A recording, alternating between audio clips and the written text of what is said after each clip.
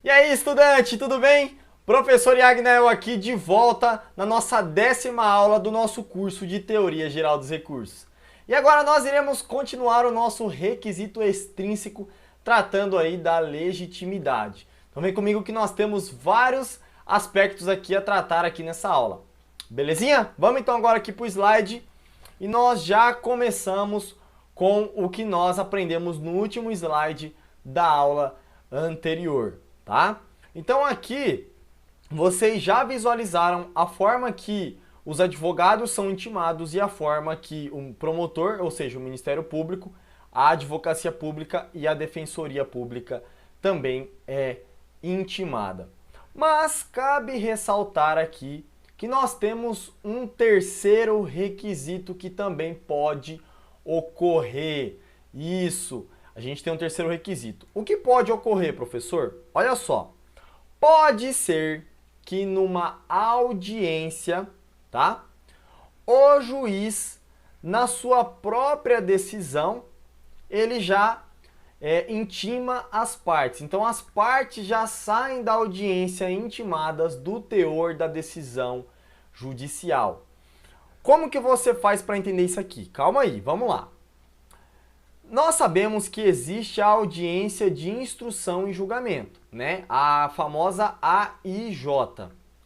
Pois bem, o juiz ele pode muito bem proferir a sua decisão nessa audiência de instrução e julgamento, como ele também pode deixar para produzir a sua decisão depois dessa audiência.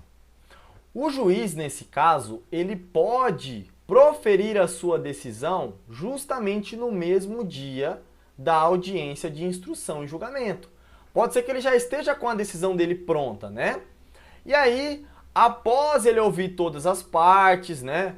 Ouvir todos os peritos, a versão de todo mundo, testemunha, ele fala, não, realmente é o que eu estava visualizando nos autos, era isso mesmo que eu ia decidir. E ele já profere a sua decisão. Se isso acontecer, ele já pode, na data dessa audiência, intimar as partes, ou seja, os representantes desse processo, e com essa intimação, eles já saem intimados e o lapso temporal já começa a correr a partir desta data da audiência. Beleza? Isso se aplica tanto aos advogados, como ao Ministério Público, também à Advocacia Pública e também aos defensores públicos, tá? Então se aplica a todos essa terceira regra. Então é importante que você saiba disso. Advogado e sociedade advogada é intimada pelo DJI. Promotor, advogado público e defensor público segue um padrão diferente, beleza? Já anota aí na sua apostila e vamos continuar aqui a nossa aula. Nós temos mais um requisito aí a tratar acerca da tempestividade. Olha só, se houver qualquer feriado municipal ou estadual ou algum motivo que acarrete o não funcionamento do Poder Judiciário, caberá ao advogado ou à advogada, né, se for uma querida aluna, provar nos autos conforme o artigo 376 do Código de Processo Civil. Então, olha só, já vamos efetuar a leitura junto. Pode abrir seu Vademecum se você preferir, ou então efetue aí comigo na sua própria apostila. Vamos lá? Olha só, a parte que alegar direito municipal, estadual, estrangeiro ou costumeiro, né, que é consuetudinário, provar-lhe-á o teor e a vigência, se assim o juiz determinar. Então perceba, quem alega tem que provar. Então se o advogado, né, ele alegar que nessa data houve um feriado, ele terá que provar esse feriado. Mesmo porque quem é que analisa os requisitos de admissibilidade? É o relator, é o desembargador. Então imagina que exista aí um feriado municipal na sua cidade. O relator não mora na sua cidade para saber que você interpôs o recurso aí numa data diferente que poderia. Então você tem que dizer, ó, relator, eu efetuei a interposição do recurso no 16º dia, porque no meio do meu lapso temporal houve um feriado municipal, então o fórum daqui da minha cidade ele não abriu. E aí você tem que provar esse aniversário municipal, né? Esse aniversário aí da cidade que impediu que o Poder Judiciário fosse aberto. Beleza? Então perceba que você terá que provar. Na doutrina eu achei alguma discussão acerca desse finalzinho do artigo, né? Que diz se assim o juiz determinar.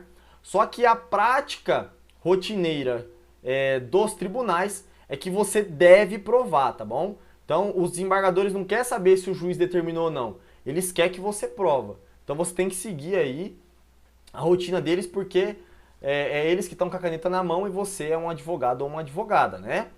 Mesmo que a lei fale A, se eles praticam B, você tem que se adequar, infelizmente, à prática deles. Correto? Então, olha só para a gente frisar melhor, nós sabemos que a publicação, a título de exemplo, ela pode ocorrer aqui no dia 1º, né? Então, nosso prazo ele começa na data subsequente. Isso significa que o nosso lapso temporal vem aqui, ó, 2, 3, 4, sábado e domingo a gente não conta. E aí a gente vem transcorrendo o lapso. Imagina que no 11º dia aqui, eu vou até mudar a cor para você conseguir visualizar melhor. Nós temos aí um aniversário municipal aí da sua cidade, tá? Não sei o nome do seu município, mas pensa aí no seu município. Então, se é o aniversário da sua cidade, provavelmente o Poder Judiciário ele não abre. Sendo assim, você vai precisar provar, né? Você como um advogado ou uma advogada, terá que provar que nesse dia você perdeu um dia do seu prazo recursal. Então será acrescentado aqui no final, né? Então o dia que você perde no meio, acrescenta depois. Então a gente vem 1, 2, 3, 4, 5, 6, 7, 8. Aqui tem outro feriado, só que aqui a gente considera como um feriado que é o Brasil inteiro. 9, 10, 11, 12, 13, 14, 15, tá? Então, se não fosse o seu feriado municipal, o prazo acabaria no dia 23, mas como houve esse feriado no dia 11, o prazo foi até o dia 24. Beleza? Então, agora você aprendeu isso aí, vamos evoluir aqui para mais algumas observações importantes. Olha só, aqui nesse slide de aula nós iremos tratar dos litisconsortes. Então, vamos começar a efetuar a leitura do que a doutrina nos ensina acerca desse fenômeno processual, né, onde há esses litisconsortes. Olha só, os litisconsortes com advogados diferentes, de escritórios distintos, desde que os autos do processo não seja eletrônico. Então nós temos que ter aí presente esses 3 requisitos. Olha só, litisconsórcios com advogados diferentes, de escritórios distintos, desde que os autos do processo não seja eletrônico. Então, se você tiver essas 3 características, você terá, conforme a lei, o quê?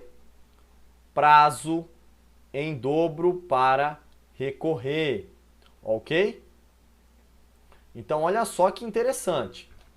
Seja esse recurso comum ou adesivo, tá? Em modalidade adesiva. Você vai aprender comigo, fique tranquilo, tá? Sobre o recurso adesivo. E também prazo em dobro para contrarrazoar. Essa regra, ela deriva do artigo 229 do Código de Processo Civil. Então, já efetua aí comigo agora a leitura desse maravilhoso artigo que trouxe essa regra. Olha lá.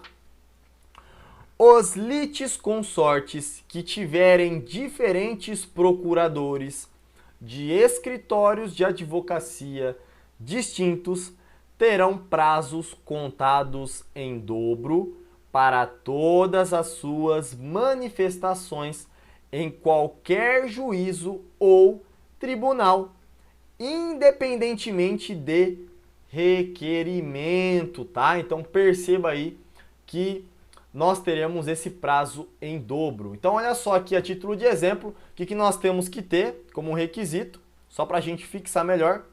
Nós temos que ter aqui, óbvio, um litisconsórcio, né? Aqui no nosso caso é um litisconsórcio passivo.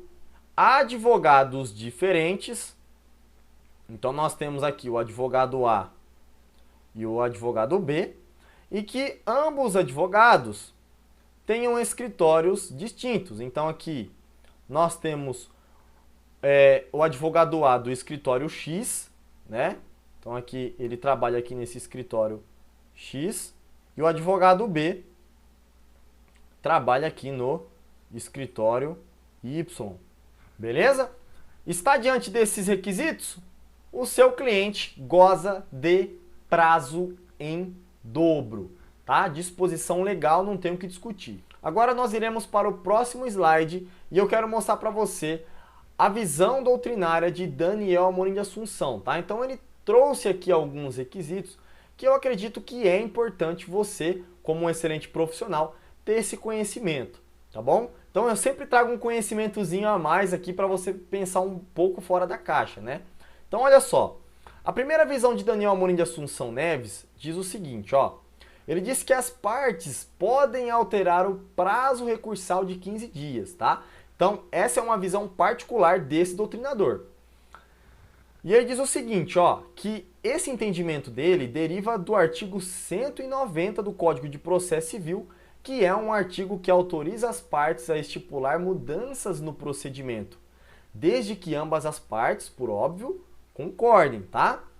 Então vamos lá no artigo 190, vamos ver o que está escrito no 190, só para ver se faz sentido essa visão de Daniel Amorim de Assunção. Olha só.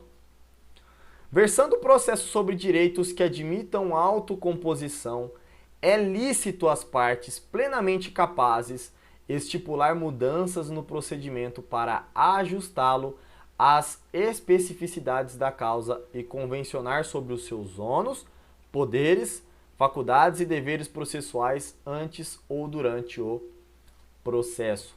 Então, na visão de Daniel Amorim de Assunção, você, como um excelente advogado ou advogada, pode muito bem, conversando com o advogado da parte contrária e a parte contrária também concordando, vocês podem estipular um prazo recursal diferente daquele que nós já visualizamos no artigo 1003, parágrafo 5º, né? Não obstante, o Daniel Amorim de Assunção traz uma outra visão particular dele, né, o entendimento dele, de que o juiz pode unilateralmente, ou seja, de ofício, ele sozinho pode majorar qualquer prazo processual, nos termos do artigo 139, inciso 4 do CPC. E isso pode ser aplicável também ao prazo recursal. Então olha só o que está escrito no 139, inciso 4 do Código de Processo Civil.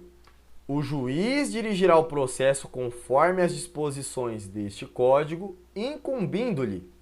Inciso 6, pessoal, desculpa, aqui está 4, mas a verdade é 6, tá? Inciso 6. Dilatar os prazos processuais e alterar a ordem de produção dos meios de prova, adequando-os às necessidades do conflito de modo a conferir maior efetividade à tutela do direito.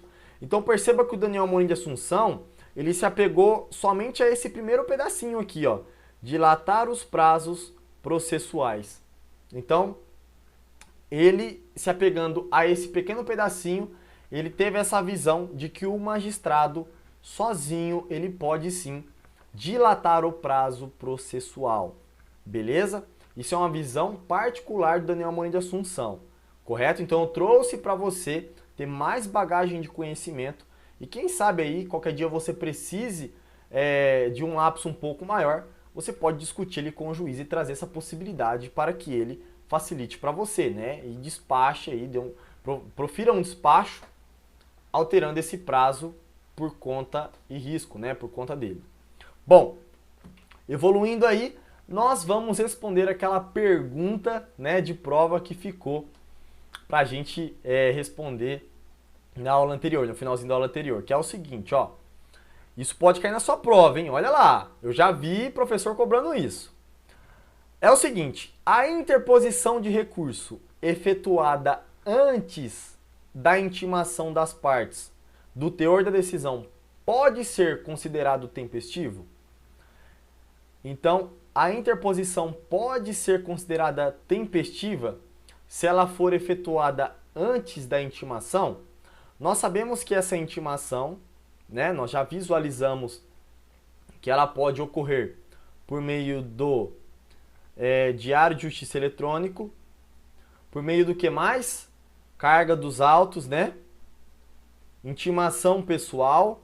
Então, se antes de publicado no diário de justiça eletrônico, quer ver, ó?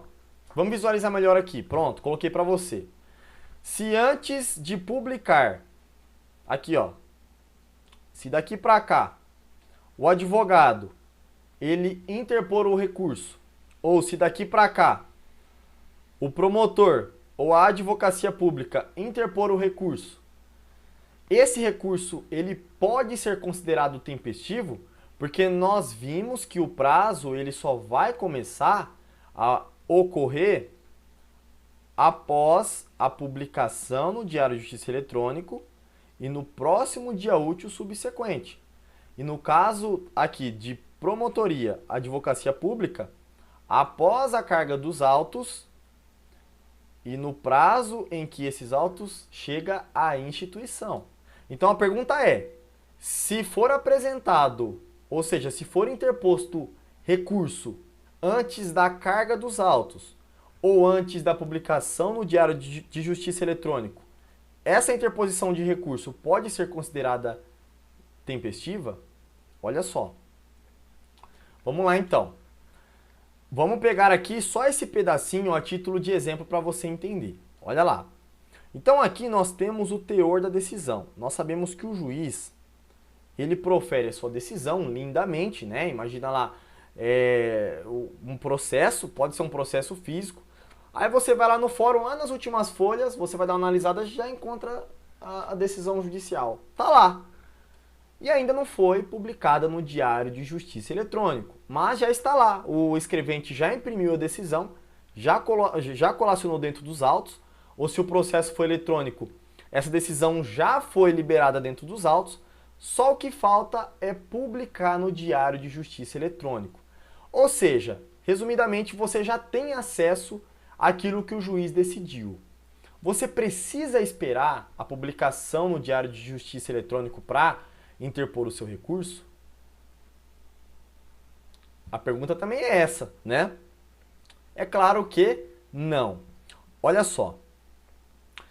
Você tem, após o teor da decisão, né? Após essa data que você já consegue visualizar a decisão judicial, você já tem a possibilidade de interpor o recurso. Mesmo que essa decisão ainda não tenha sido publicada no Diário de Justiça Eletrônico, tá? Se você for um promotor, né? Óbvio que alguns de vocês querem ser promotores ou promotoras. Você também pode ter o teor da decisão antes de você ter essa carga dos autos, né? Essa intimação pessoal. E aí, você pode interpor esse recurso? Sim, você pode. Por conta de 3 fatores. Olha só, 3 fatores. O primeiro deles, se você interpõe já o recurso, antes dessa publicação no Diário de Justiça Eletrônico ou antes da sua intimação pessoal, subentende-se que você já, de alguma forma, foi intimado do teor da decisão, né? Mesmo que não tenha sido pelos meios comuns, né, que nós aprendemos. Segundo, você pode alegar o quê? A celeridade processual. Por quê? Você precisa ficar esperando o escrevente técnico judiciário triar esse processo para publicação e aí depois de 2, 3 dias mandar esse processo para publicação para depois de mais 5 dias essa publicação ser liberada no Diário de Justiça Eletrônico? Claro que não. Então você está diante aí do princípio da celeridade processual. E terceiro, porque o nosso próprio Código de Processo Civil prevê no artigo 218 essa possibilidade. Então, como que deve ser a sua resposta se caso for perguntado isso na sua prova? Olha só, sua resposta será a seguinte. Isso aqui é uma resposta para você tirar nota 10. É a resposta completa em que o seu professor não tem como bater o olho e descobrir um erro, porque você está colocando tudo o que é necessário para responder essa pergunta. Então, já coloca aí na sua apostila essa resposta que está aí na tela. Vou ler a pergunta e vou ler a resposta. A interposição de recurso efetuada antes da intimação das partes do teor da decisão pode ser considerada tempestivo? Justifique a sua resposta. Olha só você respondendo. Se o teor da decisão judicial já se tornou acessível às partes antes da intimação, o recurso apresentado nesse pequeno lapso temporal deverá ser considerado tempestivo, tendo em vista que tal ato define a parte como já intimada e também corrobora com o princípio da celeridade processual. Olha que lindo, que linda resposta. Continuando aí, não obstante, o Código de Processo Civil, defendendo tal entendimento, estabelece em seu artigo 218, parágrafo 4º, que o ato será tempestivo. Respondeu isso daí? É nota 10, tá? Só desconsidera aqui, ó, que sem querer eu coloquei junto, tá? Então, aqui é separado. Peço perdão para vocês por conta disso. Então, vamos ler aí o artigo 218, parágrafo 4º. Olha só. Os atos processuais serão realizados nos prazos prescritos em lei. Parágrafo 4º. Será considerado tempestivo o ato praticado antes do termo inicial do prazo. Então, a lei estabelece, o princípio da celeridade processual defende e, pela questão lógica, você já foi intimado, porque se você está interpondo o recurso da decisão, subentende-se que você já visualizou essa decisão. Beleza? Então, a gente encerra aqui a nossa segunda aula aí do nosso requisito da tempestividade. E na próxima aula, vai ser uma aula bem curtinha, que eu só vou trazer só alguns casos em que o lapso temporal ele será interrompido, tá bom? Então, fica aqui comigo para você aprender mais sobre essa interrupção do lapso temporal. Aquele abraço e parabéns por você estar se tornando um excelente profissional ou uma excelente profissional. Te vejo agora na próxima aula.